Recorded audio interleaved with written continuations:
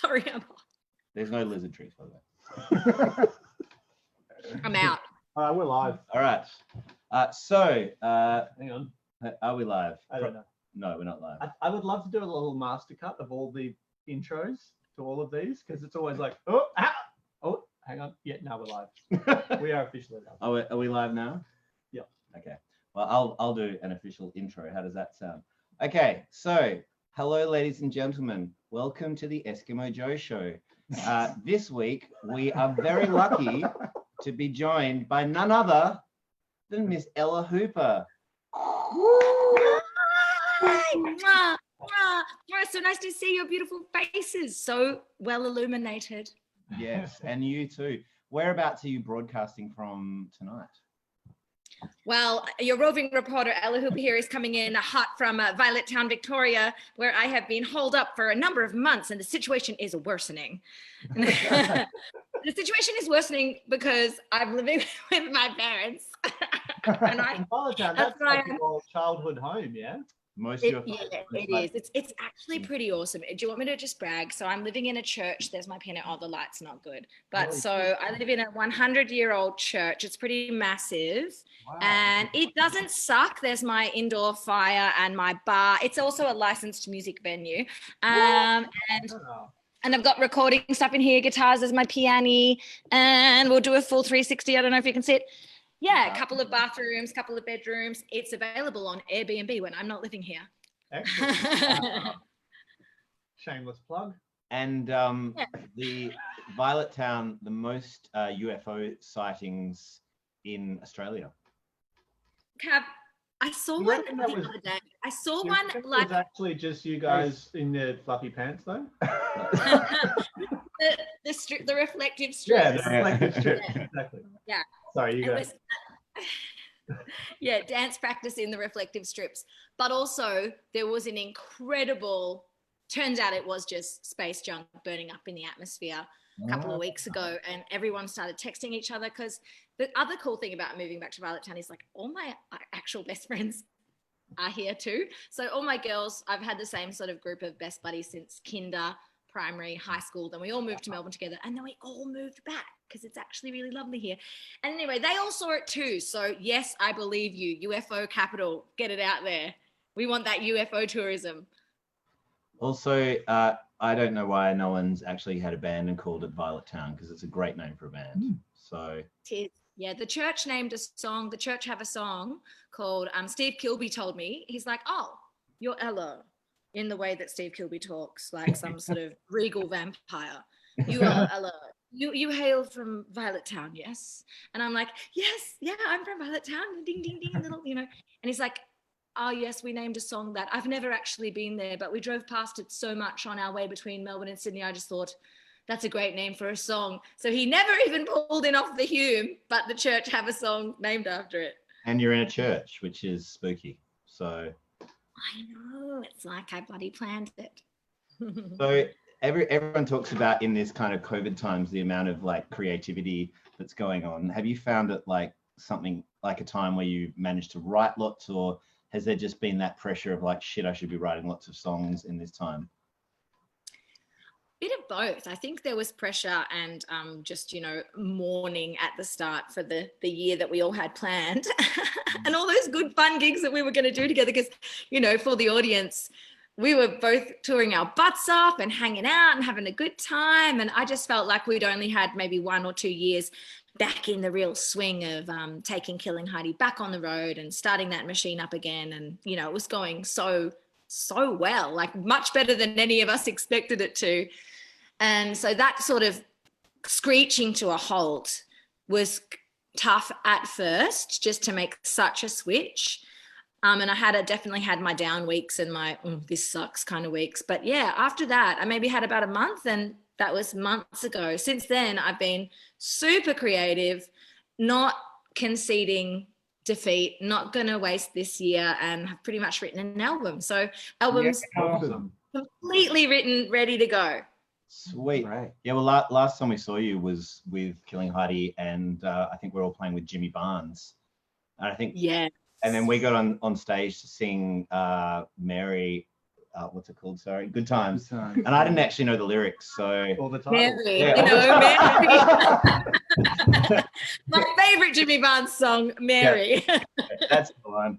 But I did actually get to redeem myself with because we did a bunch of other shows after that show we saw you at, and I got to go on and do the Hutchins part live, and That was great.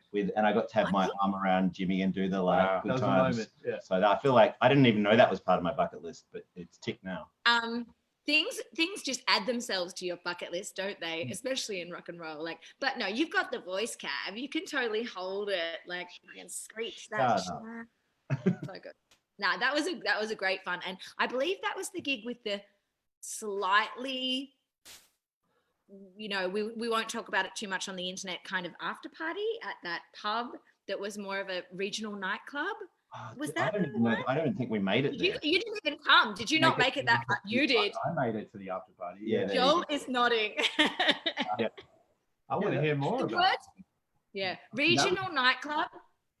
It's not a combination you want to investigate. That was a Dude. great night. I just remember you getting mobbed by fans like constantly, and you kind of loving it as well. Like, Let's be honest. we'd all have a few, but you were very accommodating, and you know the punches. So. I was paying them, Joel. Every time Joel and I end up at a regional nightclub, we always end up, Cav's never there, and we always end up doing a performance of Eskimo Joe, just me and him, and me hamming up the vocals, and it's always like such a good idea at the time. I think if Spider-Man has Spidey senses, I've got Esky senses, and I'm just like, I'm at the pub, I'm like, this is a good time to leave. And just as I get home, I always get the text message, and it's Stu and Joel playing Black Fingernails Red Wine with the cover band dude. without the singer. I know, it happens. You know, and I think there is a with the cover band though. Terrible. So good. Hey, Ella, we've got some questions from fans and the okay. Well, likes. I'm loving the chat, but just trying to Are get you my ready? ring lights. You- I think I'm just trying, really far- trying to look a bit better for you, but it's not happening. Oh, all right, there we go. So far, my favorite question is from Daniel Payson. He says, "Is this live?" Yes. It is live. You can say fuck. It's okay. Yeah. It's fucking It's the live. internet. All right. So Ella, this question is from Rodney O'Flynn. Thank you, Rodney, for attending our live stream today, being part of it. Hi, Ella. You are part of the verses, and it made me wonder: are verses of songs in general underrated? The chorus usually gets the most recognition.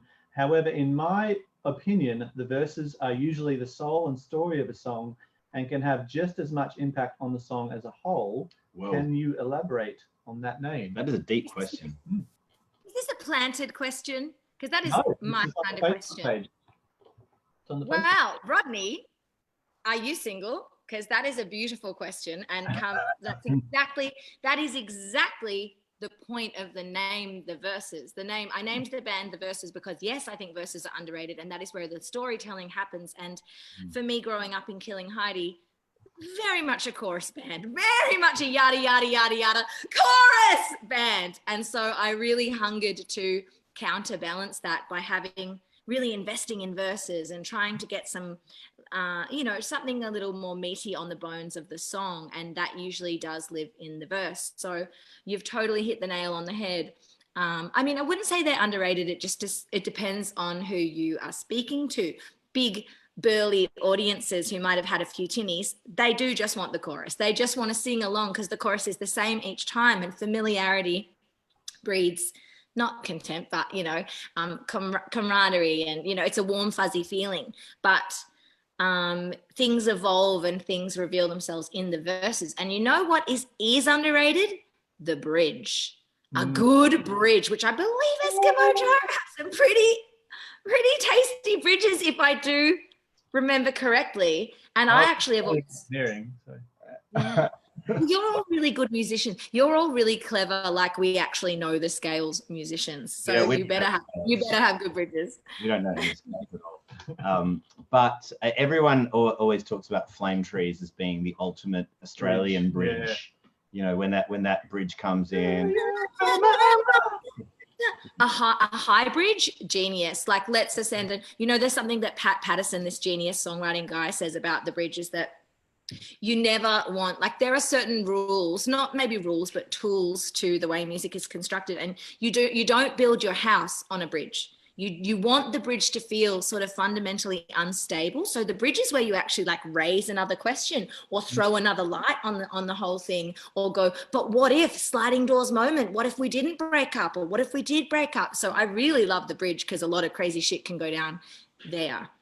But then at the end of the bridge, it's like, it's maybe a little too rocky and a little too adventurous, and you're like, but let's go back in the house now. Yeah, it's like let's go back, close the door on the couch. Well, Yeah. sort of it is like a left turn off the main road kind of thing into Violet Town off the Hume, and then and then back onto the Hume for the last chorus. I see. Did Yes, exactly, Joel. I know you know this song, chaps, but were you ever a fan of Grantley Buffalo?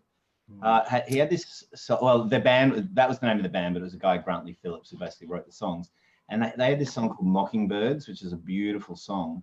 And it's one of the most interesting, like, because you know how every song you want to do like the key, you want to just pull off the key change chorus. You want to just go and just do it, and people go, oh my God, this is the most amazing song of all time. But every time you do it, you're like, too fucking far. But anyway, in this song Mockingbirds, it goes to the bridge, but then it does a key change into the chorus, and you don't even realize you're there. Yeah. So then when it lifts back up to the real chorus, you're like, oh my God. Yeah, I highly recommend. So he goes down to go up. That's genius.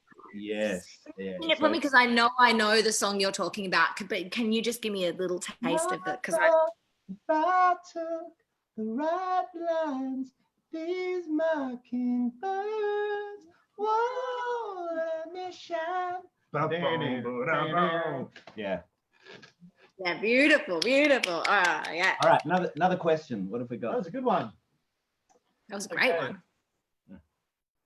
Oh, we've got heaps. I'm gonna grab the glass beer. Oh, you mother. Look at that.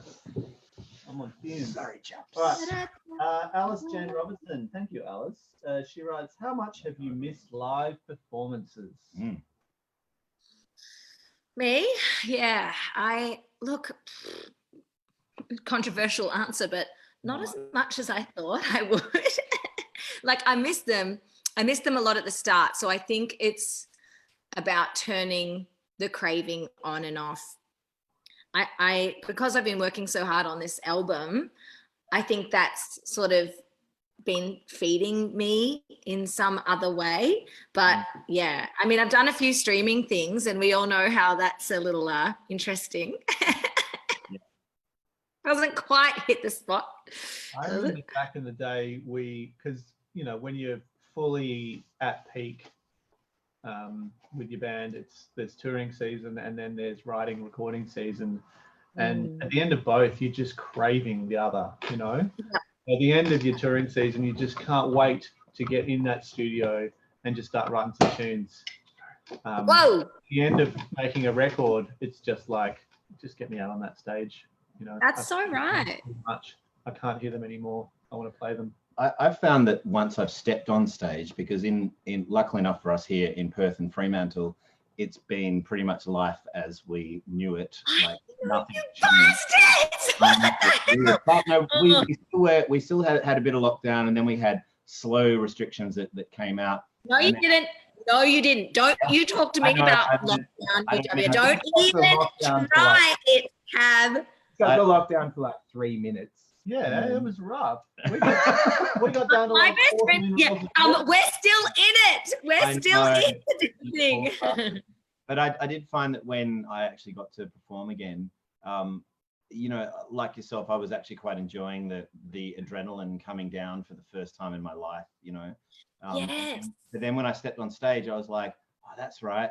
I live for this. This is actually a really important part of who I am. And then it kind of lit this flame again. But it's pretty interesting, like you said, how you don't miss it as much, because you started doing Killing Heidi. How old were you when you guys started?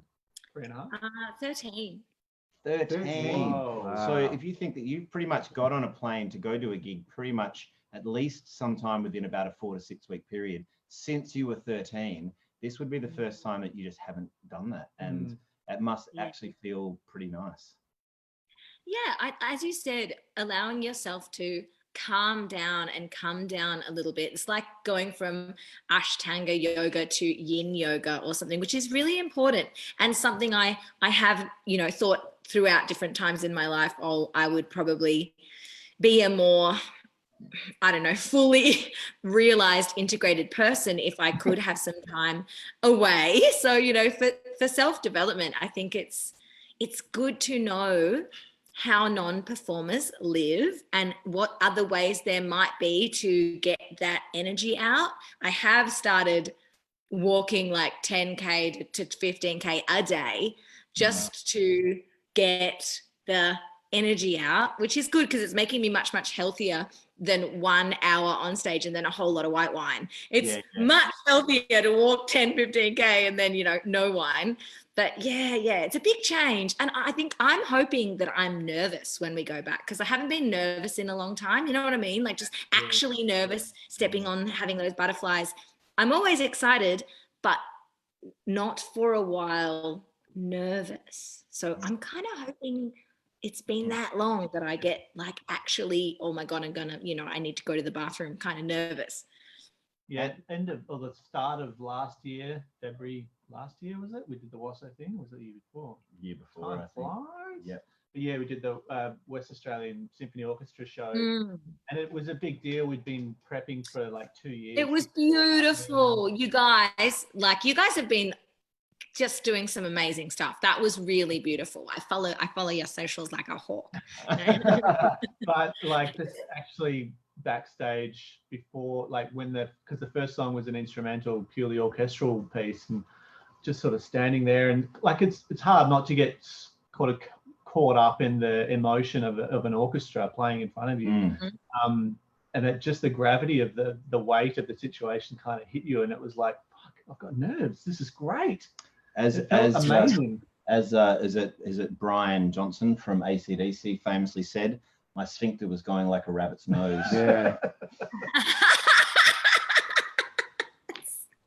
Kind of gross, but yeah. But I think that's it's a real treat after being in the game so long. So hopefully that will do that. And but though, how did you find with the orchestra? Can I just ask you a question? I'm very nervous when I play with different. Don't get me wrong. Like if you take me out of my comfort zone, yes, I will get nervous.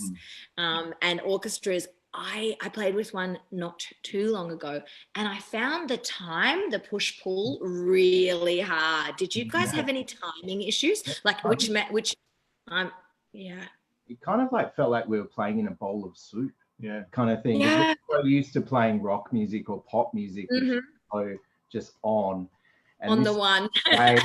left and right, like it was absolutely bizarre. Like the first rehearsal, we were just like, "What the hell is going on?" This just sounds like an absolute mess. Luckily, it worked out. We had a few rehearsals, but it was so weird. Classical musicians just play around the beat. Yeah, it kind of felt to me like it kind of felt like Ian Grandage was on like a stagecoach, and he had 32 horse reins.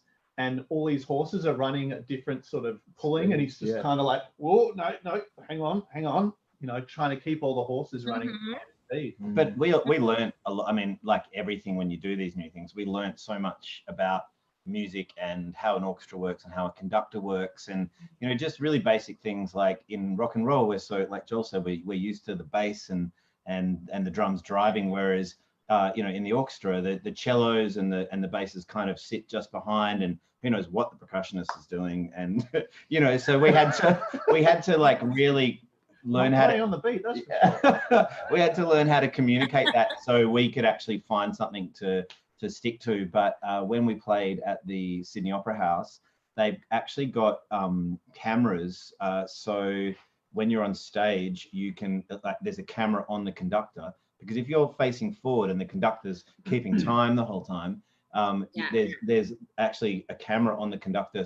And then the screens are out there so the audience can't see them. And that was the most amazing thing, because as soon as you can see the conductor, you're fine. but it's that like monitors. yes, but it's like that thing you were saying. It's like how do you lock onto a groove if you're so used to playing to a drummer or a click track or whatever? It was very scary. Yeah. Another question. Another question. Daniel Payson, is this live? Yes, it is. Sorry, Daniel. Timothy Matchin, will you do a gig on a barge floating down the Swan River? Not likely. Tina Smith, any chance Eskimo Joe and Killing Heidi can tour together and come back to Tassie? Most definitely. Guys, let's put our managers on the spot right now. Yeah, that's right. Make it happen, guys. Would love to. I would love to. How about we all have to dress up in the costumes in the outfits we used to wear back in the day? So we'll all be wearing scarves. No, we'll swap. So we'll wear what Killing Heidi wore, we'll wear and you guys wear what. Because I loved your sort of like pre-Interpol black collars and big boots and skinny jeans look. Like I love that look, guys. So you can choose mine if I can choose yours. Can you bring back? That sounds good. Totally got raver. Don't say crop tops. Don't say midriff. I haven't been working out that much. And we have? Yes. Jesus. You look fine. You look That's good. going to be interesting. That's why we wear black. Hello. Hey, but I did a lyric about that, so I can't. Oh dear. Well, this is a good one. I like this one. Russell Wheatley says, hey, loving the hangout. Question, what are some of your favorite opening lyrics to a song? Any song. I'd say one of my favorite is She's a Jar with a Heavy Lid. I like about new Lana Del Rey is like, God damn man child, you fucked me so good last night that I almost said I love you. Whoa! I'm glad we're on the internet, Cavally. New Lana Del Rey, it's a good She record. gets grumpy when she doesn't come. Joel and I listened to that, didn't we? Didn't we listen to that? Because we were actually in the studio a while ago making it track. Yeah. Have you gotten into that record, Ella? No, not yet. I really have. I am sleeping on Lana, which is a shame because I know she's freaking amazing. And whenever I hear her, I go, "Oh my God, this is amazing. I love this." And then I don't follow up. But yeah, that's an incredible line. She's a great writer. She's amazing. There's a fantastic parody online at the moment of someone because she's just released an album of spoken word poetry. And someone's these amazing drag queens just totally doing this Lana Del Rey, just doing Lana poetry, and it's golden. I won't say anything else. I love a strong flavor, like power to her because, well, I actually love poetry as well. I've got a book of poetry on the go as well. So I just love that she is such a strong flavor and she doubles down on her theme every year. And that's really rare. Everyone tries to be everything, change it up all the time. She just doubles down. And vocally, like when she started, she almost sounded like this kind of parody, pastiche kind of thing. And now it's like, you know, whatever you pretend to be, you become. And she's like, I think especially on this new record, if you hear her vocals, she's like, it just vocally sounds a lot more open. But she's still that character and her lyrics are still on point. Like she hasn't dropped character or she's actually just become it, which is amazing. Yeah, I like that. What you pretend to be, you become. I'm going to write that down. Thank you. All right, Sarah Horsfield. Thank you, Sarah. She writes, you guys are awesome for doing this. Ella, I've been following you for 20 years. And have you seen her around? She's been following you.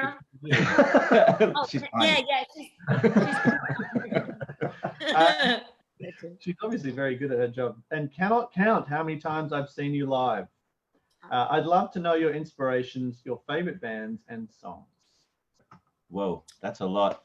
Big how about you just boil it down to something, a song you remember from when you like playing around the house, from when you grew up, to an album you're listening to now? Okay. It's my inspirations are so broad that people would not really even believe it. You know, people kind of think that maybe I'm mirroring and say like, oh yeah, I like whatever you like. Oh no, I really like rap, rock, death metal and Celtic folk. But the thing is, I would have one of all of those records in my collection because I just like good music. But my first love was actually Celtic folk by way of having sort of hippie parents that took me to a lot of folk festivals. So it was the Chieftains, Clannad, Van Morrison doing an album, no shit, and Enya back when she was before she was Enya. And it was like family band, jigs and reels.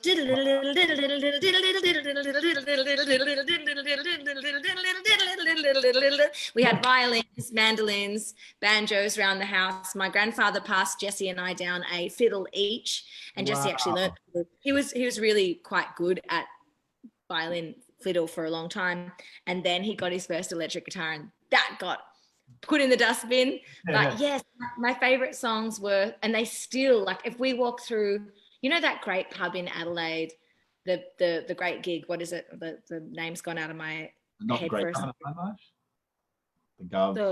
The Gov, Governor Hindmarsh. You know how when you leave the Gov, there's often dudes in the front too. There's 3 or 4 venues in there, and sometimes there's a jam band in the front and they're playing jigs and reels, and I just lose it. I just can't, like, I will have played a whole show with Baby Animals or whatever and done my rock and roll shtick, but then I'm like, I tell my mom when I get home, the boys won't leave the girls alone. I put my head, I hold my throat, and I get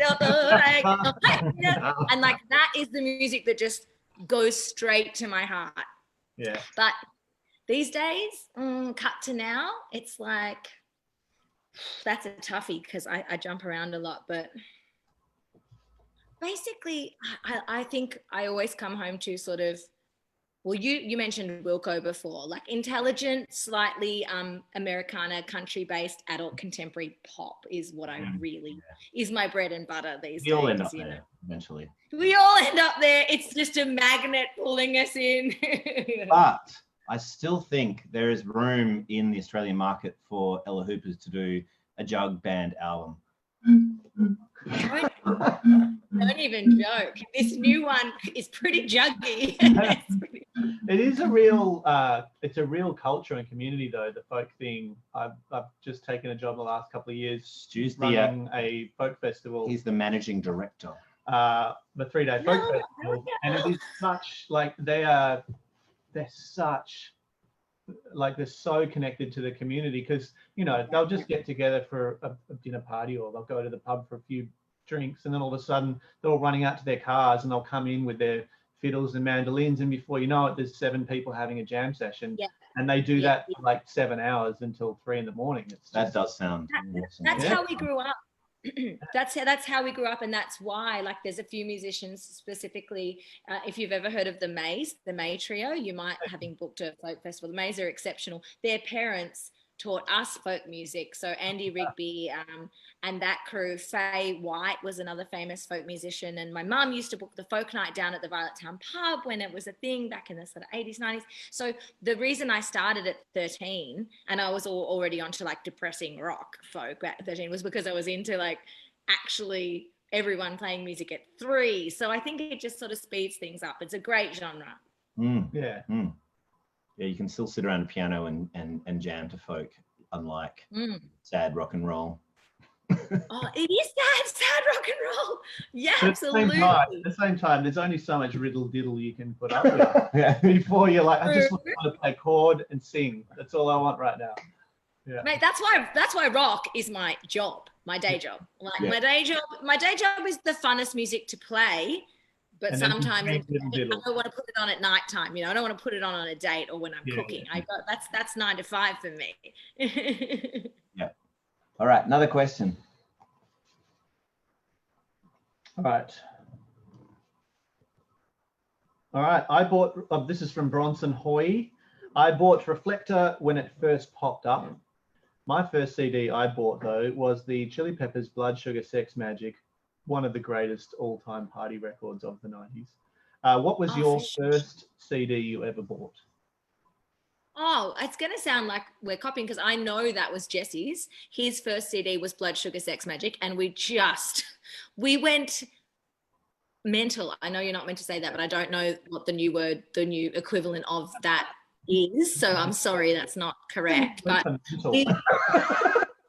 we just went ballistic for it. So yeah, every song off Blood Sugar Sex Magic, mostly the ballads, I could play you. We could sing together, Jesse and I, and we busked. we busked with Under the Bridge and Breaking the Girl and all that stuff. So, you know, these little 12-year-olds on acoustic guitar, like twisting and turning, your feelings are burning, you're breaking the girl. Yeah, so good. Way more intriguing. But I think that was Jesse's, and my first actual CD that I owned was Veruca Salt, American Thighs. I mean, with my own money. I got given Danger, which was the Michael Jackson one when we were kids, was Dangerous? No. Dangerous was it was our generation. Dangerous. I think I got given Dangerous, but then I bought American Thighs. That's the root of it. You need to purchase the CD for it to be yours. That's right. Yeah, I was like, yeah, this Michael Jackson thing is amazing. But then when I heard Veruca Salt, I had to have that CD. So Yeah. That's a good question. I think it might have been In Excess Kick on Nice. CD. Actually. Oh, very good. Very good. Kazzy? Beck, wasn't it? Beck Mellow I Gold. remember you Yeah. bought that. Oh, wow. Everyone's always got a better one than me. Mine was DJ Jazzy Jeff and the That's awesome. Come on. Yeah. Man, I think I can beat I up. was like, we're not all going to get away with this. Yeah. We're not all going to get away with our I remember when the rap. I remember it was like, I'm rough like sandpaper, hard like algebra. You can kick me off. I think that was about as much as I remember. But yeah, it was a classic. Rough like sandpaper, hard like algebra. Did you make that up, or is that the song? Poetry. Yeah. Give the man an aria. Yes. All right, Kylie Ray, welcome to our show, Kylie. I've seen both Eskies and Killing Heidi so many times. It's crazy, mental, ballistic. Yeah. My standout gigs for each would be Killing Heidi at Taronga Zoo on Valentine's Day a few years ago. Oh. And Eskies, my fave gig was one a few years back at the Enmore. Are there any standout venues for you guys? How about you, Ella? What's your standout venue? Well, actually, those Zoo Twilight gigs are like, you feel like a rock star, don't you? You actually feel like, yeah, that's right. I always play gigs like this with the sunset and Sydney Harbour behind me. Like, you never do. They're so rare. Like, mostly we play absolutely ugly shitbox gigs in the middle of Australia. Said with love. And we love and appreciate every single one of those. No, but sometimes you get those harbourside gigs and they just feel incredible.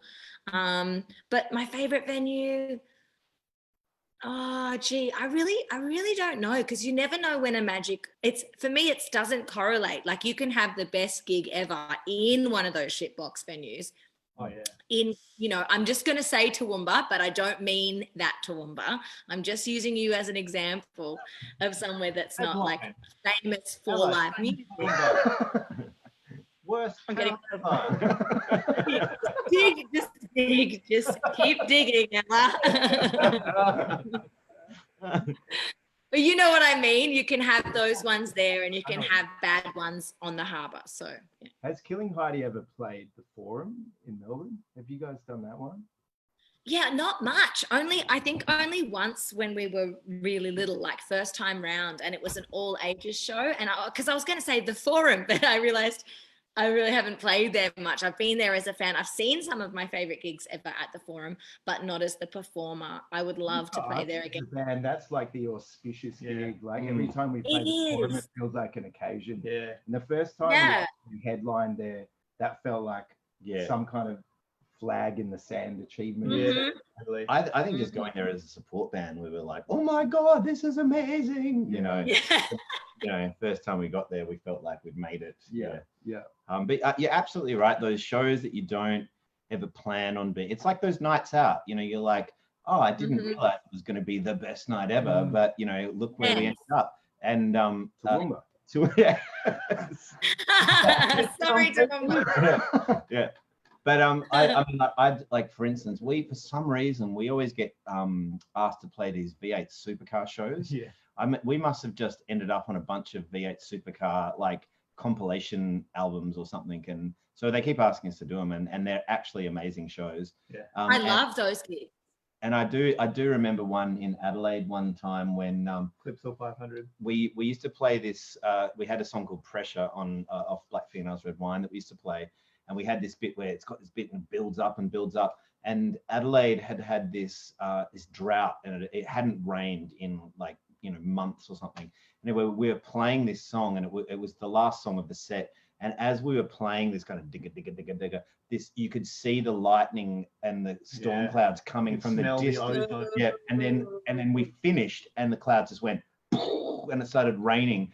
And the next day the headlines were like, Eskimo Joe breaks drought. That's so freaking good.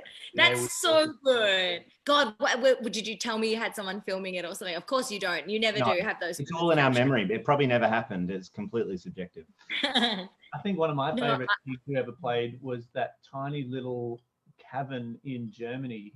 I think it was in Hamburg, and it was like where like vampires would go to hang out. Oh yeah. It was I wasn't Austria.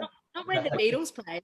It was like a weird sort of, cathedral ceilings with these little gargoyles built into the walls. Yeah. It was tiny, but there was just like, we were on fire at that stage. And we had this guy who looked like Anthony Kiedis on drums, just smashing it. And I remember after the gig just thinking, that was just epic. It was awesome. And everyone was like, wow, you guys were amazing. Tell me that was in your black coats and black jeans stage. Tell me that's it's like it all tied in like gothic. Yeah. That's the best thing about touring Germany. Nutella on every rider. 24. What? Yeah, every rider. I've never toured Europe, you guys. It's a shame of my life. We stopped touring America because Europe was so good. We'd been like breaking our bank accounts by going back to America over and over again, and it was kind of okay, and we were like kind of making some headway, but then we went to Europe and suddenly we were playing these amazing venues to heaps of people and Nutella on the rider every night. They had like a table of bread and a table of chocolate, and they had every gig had the local beer. Sound check. Yeah. So yeah, we went to Europe and we never went back to America again because we were like, what's the point, in spending money to go there? And then we all went and had babies, and now we're here. That's inspiring. Yeah, I was like, I thought it was the babies, but it was the babies. It was actually the Nutella. Sorry, babies. Whatever, babies. Babies. Yeah, it was the Nutella. Yeah. But did Killing Heidi ever do any overseas touring at all? We did the States. We were definitely focused on the States for a while there and signed there. And I have spent a lot of time there accumulatively, but never longer than 4 months or, in 4 months, 3 month spurts, which I loved. Like, I think it's an amazing country culturally, of course it has its issues. Yeah. But yeah, so we went to London a couple of times and Asia a couple of times, but we mainly focused on America. And like you said, we got some really good.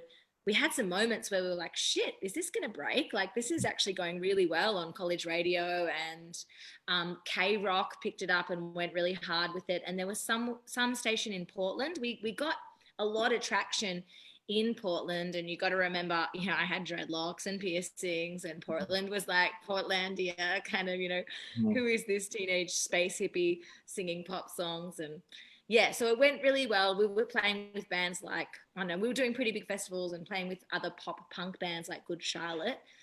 And we did one festival where I'm pretty sure like some very surprising mix of artists, like I want to say Run DMC or like Body Count, or maybe it was like just really heavy rap bands, then really big rock bands, and us just smashing it out, weird band from Australia. So they were good days, but we didn't stay long enough and do the work and spend the money to like really break it. That's which I was fine with at the time, because I just kind of missed my boyfriends and wanted to go home, which I was just too young to actually realize the opportunities that I had being signed to who we were signed to, and was like, I'll do it later. Yeah. So how old were you at that stage, Ella, when you were touring America?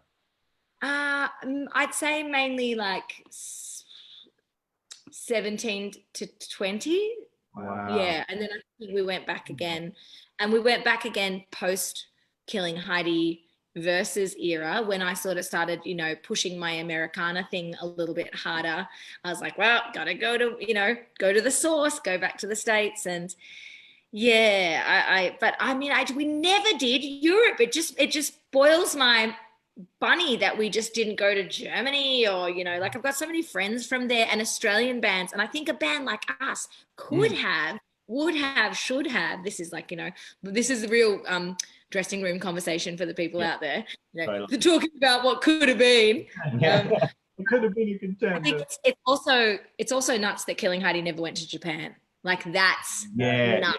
That is so stupid. Like, Yeah, especially in that Reflector era when you guys would have been perfect. I mean, I remember with Eskies, it was never really a thing to go to Japan because we were too ambiguous. We were not like obvious punks, or we weren't like obvious this, that, and that. And you guys kind of fit into that. It was like you guys had characters. You looked like manga characters at one point in time. So that's what we based it on. Like stylistically, I was totally obsessed with Japanese, Japanimation and manga, and this magazine called Fruits, which was the street style before Gwen Stefani sort of bursted out with Gwen Stefani. She's always one step ahead, that bitch. Oh, Gwen. But way before she did her Harajuku Lovers and all that stuff, I was sort of doing the slightly more punky side of that. But it was all from Japan. All my shit was from Japan. Anyway, doesn't matter. I'm happy where I am. I've got a very good one. This is from our manager, Eskimo Joe. Where can we buy tickets to your gig at the River in Harbour River on November 6th? Answer, that's a good manager. .net/tours. Only a few tickets left. Well, thank you, random person on the internet. Thank you, manager. All right, this is another one. You guys do have the best manager. This band has the most beautiful, most respected, awesome, holistic, loyal, beautiful person manager. So cheers to the managers. Yes. Shout out to Catherine Lids. Seriously. Agreed. Yeah. And this is another one from Sarah Horsfield. Ella, what was your best fangirl moment when you were just starstruck? Ooh, there was plenty, because I was so young, and then all of a sudden we're backstage at the big day out, and I'm looking at like everyone from Slipknot to PJ Harvey going, oh my God, like these people were on my TV Hits magazine, and now they're in front of me, or my Rolling Stone magazine, I should say. A fangirl moment. Yeah, I couldn't talk to PJ Harvey. I'm, as you guys know, you know me, you've known me for a long time. I can talk the leg off several warehouses of chairs. But I couldn't say a bloody word to fucking PJ Harvey. She was just standing there in line at the big day out, waiting to get some. She's the tallest 4'8" person I've ever seen in my life. Exactly. She's untouchable. She's like, she had a force field around her, and I was like, no, don't ruin this moment where you're in the proximity to your hero. Don't ruin it by being a dick that's like, tap, tap, tap. Is the chicken good today? Like, just don't say anything. Just just back away. Yeah, that's a tough one. It was funny. I was watching Curb Your Enthusiasm with my wife a couple of nights ago, and he's always just so blasé and just whatever with people, no matter who they are. And Jen's like, I wish I was like that. I'm like, you know what? If you were a billionaire that had written Seinfeld, you probably would be like that. Because A, people would want to talk to you, and B, you've done everything. But having said that, like the concerts that Jen has been backstage at, where say Bono has walked in, that actually happened once. Jen's the only person who has the guts to go up and say hello, and we're in our boots. We're like you, Ella. Chris Martin. We're just like you. We're just like in a fishbowl. We're like. Yeah, we were at this gig, Sound Relief, I think it was, or the Live 8. Live Aid. With the Bono one. Live 8. And this was with Chris Martin. Oh, right, yeah. And he walks out after Coldplay have played in a towel, and Jen just walks up and starts talking to him in a towel. I'm like, wow, that's cool. She actually ended up backstage at the Coldplay gig playing table tennis with Chris Martin and Shane Warne, with Chris Martin's dad. Yeah. Went to the gig with Chris Martin's dad's guest. Yeah, it was bizarre. Okay, this leads well into my Chris Martin story. I think this is a funny one. And I'm really giving you guys the gold here because this is just something I dine out with girlfriends usually when it's very private and I'm very drunk, but I'm not even drunk. I promise. I barely got. But I think Chris Martin was maybe trying to pick me up at the Big Day Out 2000. I think. Because he did ask several times whether he could come to my birthday party at Revolver, and I didn't ever invite him. I never gave him the address. I never gave him the time. Then he brought a birthday card back to our backstage area because we were. You got a birthday card from Chris Martin? Pre-Yellow. This is Shivers Coldplay. They weren't even famous. They were on before us. This is like Chris Martin, and he just so wasn't my type. He was just skinny, very straight looking, very clean cut. Like that's just not my type. And he's like, kept coming back, and he had this handwritten birthday card, happy 17th birthday, Ella, or whatever. And he's like, so I've heard you're having a party, and I was like, yeah, no, maybe, I don't know. Let's rewind a little bit. That a 25-year-old man was trying to pick up a 17-year-old girl. Maybe that he mustn't have known that I didn't. To be fair, I didn't really look 17 at that time. I looked like a scary goth. He seems like a very nice man. He is a very nice man. I regret it. I regret it. I regret it so much. Mango and grapes spun out. That door's still open. Yeah. Chris, darling. Come to Violet Town. All right. Scott Zalewski. Should I read this one? How good would the West Coast Eagles anthem be if Ella jumped into the lyrics with you boys? Oh, yeah. Yes. Well, that's... Are you in it? No. That's why it's... Sorry, Scott. We're not Eagles fans. We're Dockers supporter, Essendon supporter. Dockers. Are you being a Victorian? You must have some football team that you're married into, born into. Yes, born into, and I must give the Weagles a shout out because my person that I work with, I want to say soft manager, PA, social media person is Tammy Blake, and she's a mad Weagle. So is Pedro. You know our drummer Pedro is from Perth, and he's a mad Weagle as well. But I do like Dockers. Dockers have a sick song. With your people. Stop right there. You don't know the history. You don't know the history. We got asked to write Dockers theme song.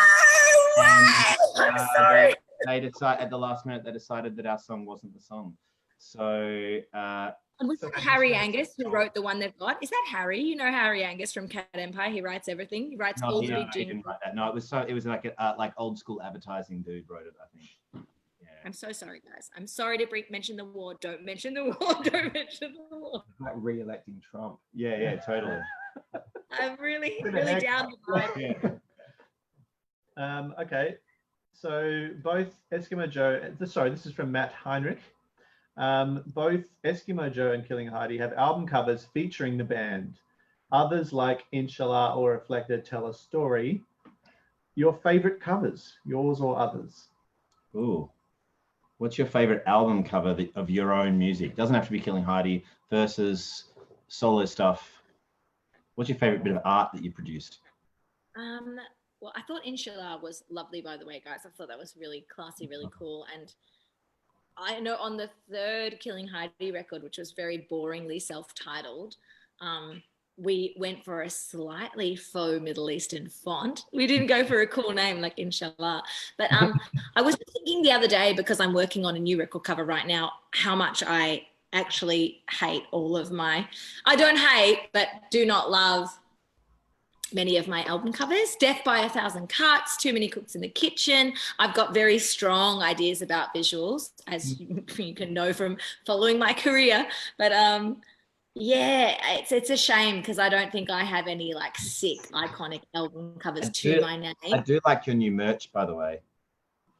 Oh my God, I literally launched that before. Another reason I'm a sweaty mess is because I was just busting out a new t-shirt and tote bag and poster Which, yes, thank you. Thanks, Kev. I'm really happy with that too. So the more I get involved and the more I sort of control my own career, the more I like my visuals. But iconic album covers, oh man. My girlfriend Haley was just telling me that I have to put my face on the cover this time because I really resist. I resist being on the covers. And if I am on the cover, I'm quite obscured. Like I'll be looking That's down. why I like the merch. It looks like some like 50s, what do they call, grindhouse kind of movie vibes, but it's you as the like kind of heroine or something. It's cool. Oh, that's perfect. That's exactly what it's meant to be. And maybe something about getting, getting a little bit older and a little bit bolder. You're like, oh, what? You know what? I am basically a cartoon. I'm going to start just owning that and owning that I'm a short, curvy, animated woman of a certain age, and it ain't gonna look like this forever, and whatever. Let's just fucking put it all out and just get it out there. Get it all out there. No. How about you guys? What's your favorite Eskies cover? Eskies cover. I would say Black Fingernails Red Wine record is a favorite artwork we produced. Yeah. I reckon Wastelands. Wastelands is cool, definitely cool. But like I look back at, I mean, maybe it's the album and I have such, nostalgic memories of Black Fingernails, but it was just one of those records where from the music to the production to the artwork, it all felt like synergy. Totally agree with that. I just thought that the way that the three images were cut together just never really worked for me stylistically. Right, okay. Going deep. Yeah. Wow, okay. All right, interesting. So Yeah. it's a graphic design issue. Yes. All right. Distinction. Cool. Well, let's get one last question and then we'll let you go because for those who've just joined us on the Eskimo Joe show, Ella is in her hometown of Violettown. She's just cooked dinner for her mum tonight and she's in an amazing church, which she lives in and makes music in, which is very romantic. Very cool. So It is nice. look at this. Apparently it's available for Airbnb once you're allowed to travel again. Maybe we'll book in and do some demos. Oh, the piano. Look at this. Oh. It's out of tune. It's out of tune. Funky time. I also can't play, so. Oh, there you go. That would be better. That might be the problem. All right, last I can question. play that one. What? Oh, yeah, you can do that one. We've got one here from Samantha Bateman. It's actually a statement rather than a question, but we'll turn it into a question. One of my friends has a tattoo of Ella. I'm wondering if that's a face or just a name, because doing facial tattoos, like trying to actually recreate someone's face in a small patch with a needle. But also that would be a beautiful follow-on from the artwork thing. Because look at your face right now. Because you were like, I never put my face on the front cover of an album. Now someone might have it on their arm, which is. Oh my God! It can't be my face. It can't be. We need photo. We need to get on Instagram. Do you know? And prove it. Myself and a couple of friends, me and Kevin Mitchell and Josh Pike and another mate, Steve Parkin, did an album called Basement Birds a couple of years ago. Yeah. And when we toured, it became this weird competition, but not a competition of like which one of our fans outside of Basement Birds had the most tattoos of our lyrics. And Josh won every time. Everyone had the Josh Pike lyrics tattooed on them. Yeah. Whoa! Yeah, a whole body tattoo. Yeah, totally. There's a lot of lyrics in the song. So I wouldn't have guessed that. Josh Pike is a beautiful musician. I just didn't think he would have fans that were real tat freaks. I thought that would be way more like you guys or we had there was a couple of Eskies one-liners in there, but Josh well and truly won. Yep. All right, so Samantha Bateman has responded. Yes, it's her the face on his arm. On his arm. I love it. I don't know about this. I don't know how I don't know about this, but I'm so flattered. I'm so flattered. Can we put it as a challenge out there can someone please take a picture of it and tag us on Instagram, on social media, and we will regram it and Ella can choose whether she wants to regram it or not. But maybe this is the cover of the new record. Yeah, take a photo of the tattoo. Imagine that as a photo shoot. That would be sick. She says I have to put my face on the cover, or because I was trying to weasel out again of putting my face on the cover, and she's like, "No, bitch, it's time. It's time. This is a sign. He's got it on his arm for life.